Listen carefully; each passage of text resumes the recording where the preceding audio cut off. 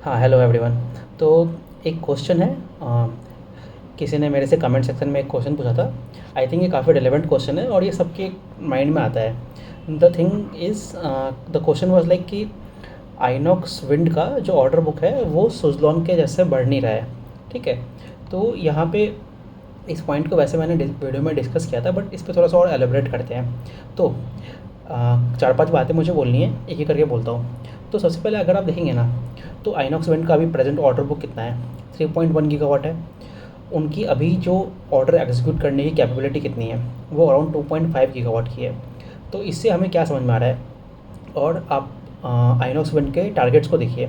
Targets इस साल का कितना है? 1.2 गीगावाट का है। नेक्स्ट ईयर का 2 गीगावाट का है। ये लगभग 3.2 गीगावाट आता है जुड़ के। और अगर आप इनकी ऑर्डर बुक देखोगे तो वो अराउंड 3.1 गीगावाट की है।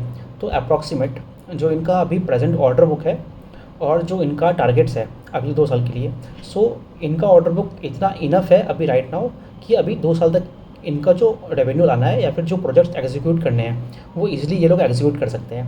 पहला पॉइंट। दूसरा पॉइंट, अभी इनकी जो कैपेसिटी है, मतलब मैन्युफैक्चरिंग कैपेसिटी है जो प्रोजेक्ट्स को एग्जीक्यूट कर पाएंगे, वो अराउंड 2.5 गीगावाट की है। इससे हमें क्या मालूम चलता है कि जो इनके ऑर्डर बुक्स हैं इनकी कैपेसिटी से ज़्यादा है। तो दैट मीन्स जो इनके फैक्ट्रीज़ में जो फ्लोर होंगे इनकी, मतलब मशीनें होंगी, एम्प्लॉयज़ होंगे, उनको 24/7 मतलब जितने भी घंटे वो काम करते हैं उनको कंटिन्यूसली वर्क करना पड़ेगा। दैट मीन्स वो लोग फ्री नहीं है। तो अब आप ये बताइए कि वो लोग एक तरह से नया और कितना प्रोजेक्ट लें अपने अपने ऑर्डर बुक में।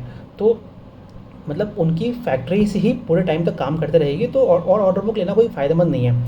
इसी से तीसरा पॉइंट आता है कि जनरली जो कंपनियाँ होती है ना, 2 साल से ऊपर के ऑर्डर बुक लेना जनरली ट्राई नहीं करती हैं। ऐसा क्यों? क्योंकि अगर आप देखेंगे ना, जब आप 3 साल 4 साल इस तरह के ऑर्डर बुक लेते हो तो वो एक तरह के, मतलब वो आपके लिए अच्छी बात ना होगी बल्कि वो एक ड्रैग बन जाता है। ड्रैग क्यों बनता है? जनरली पॉलिसीज़ जो होती है वो कीप्स ऑन चेंजिंग होती है हर थोड़े 6 महीने पे, 1 साल में। अब अगर मान लीजिए मैं इतने लंबे लंबे समय का ऑर्डर बुक ले लूँगा, अब जैसे विंड इंडस्ट्री है, कितनी सारी बदलाव हो रहे हैं, सोलर में इतने सारे बदलाव हुए।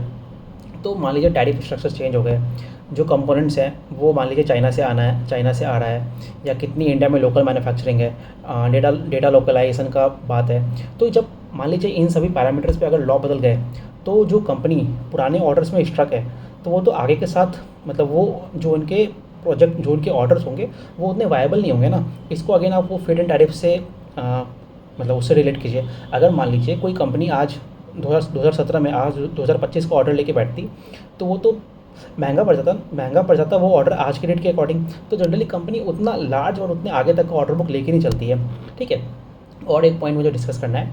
जनरली जो कंपनियां होती है, कुछ कंपनियां क्या करती है, अपने जो एमओयू साइन होते हैं या फिर लेटर ऑफ इंटेंट वाले जो होते हैं उनको भी दिखा देती है, बट वो तो अभी तक उनके ऑर्डर बुक में कोई बाइंडिंग डॉक्यूमेंट तो नहीं बना है ना, तो उन प्रोजेक्ट्स को दिखाने का तो कोई सेंस नहीं बनता है। तो एक तो वो वाली बात होगी। ठीक है। हाँ, और अगर आप देखेंगे ना, तो जैसे इन्होंने कहा है कि अभी जैसे मैं लास्ट ईयर FY 24 से 25 का देखेंगे, तो जनरली इनका लगभग लगभग 21% का ऑर्डर बुक में ग्रोथ आया है। ठीक है। तो ऐसा नहीं है कि इनका ऑर्डर बुक ग्रो नहीं कर रहा है, और ये साल अभी स्टार्ट ही हुआ है। और जैसे मैनेजमेंट का भी यही कहना है कि अभी आने वाले क्वार्टर्स में बहुत सारे ऑर्डर्स इनके एग्जीक्यूट होंगे, है ना। ऑर्डर मतलब ऑर्डर्स और फर्म बनेंगे, मतलब इनके ऑर्डर बुक में वो भी ऑर्डर और आके जुड़ जाएंगे। तो that is again a point. तो इस तरह से हमें इनको, ऐसा नहीं है कि मैनेजमेंट ऑलरेडी काफ़ी समय से एग्जीक्यूट करता आया है, और सिंस इस इंडस्ट्री में इतनी अच्छी टेलविंड्स है, तो आप ये सोचिए कि इंडिया में आज कितने ऐसे प्लेयर्स हैं जो इस तरह के विंड प्रोजेक्ट्स को मतलब ऑन द ग्राउंड इम्प्लीमेंट कर सकते हैं, है ना।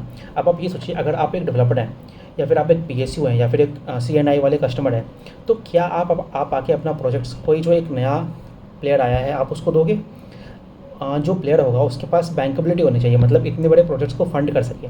ठीक है। उसके पास उसकी हिस्ट्री होनी चाहिए कि जिसने पास्ट में इस तरह के प्रोजेक्ट्स एग्जीक्यूट किए हैं। तो हार्डली इंडिया में कुछ इतने ही प्लेयर्स होंगे जिनको आप अपने फिंगर टिप्स पे गिन सकते हैं। तो एक तो ये बात होगी, और एट द सेम टाइम आप ये सोचिए कि अगर गवर्नमेंट की पॉलिसी का सपोर्ट है, और अगर हमारे दिमाग में ये क्लैरिटी है कि एटलीस्ट अगर उस फ्रंट पे कोई चेंज नहीं होता है, अगर वहाँ पे चेंज हुआ फिर तो कोई बात ही नहीं है। अगर हम उसको कांस्टेंट पैरामीटर माने यहाँ पे, तो जस्ट थिंक अबाउट कि जो नए ऑर्डर्स आएंगे, who will win this orders. अब ऐसा तो है नहीं कि सारे प्रोजेक्ट सुजलॉन जीत लेगा, है ना। तो these all projects will be divided between all this KP energy और आपका ये आइनॉक्स हो गया या फिर सुजलॉन, इन सभी में डिवाइड होना है। तो ये भी एक पॉइंट हो गया तो ये सारे पॉइंट्स थे। और हाँ, एक और इम्पॉर्टेंट पॉइंट है, जनरली आप देखेंगे ना, जो ऑर्डर्स बुक वाली कंपनी होती है, एक हमारे दिमाग में ये थॉट रहता है कि हम इन कंपनियों को बहुत ही लीनियर फैशन में देखते हैं, या फिर इन जनरल हम लोग है ना किसी भी बिज़नेस को ऐसे देखते हैं कि सब कुछ बहुत लीनियर चलता है। लीनियर लीनियर नहीं चलता है इन रियलिटी में।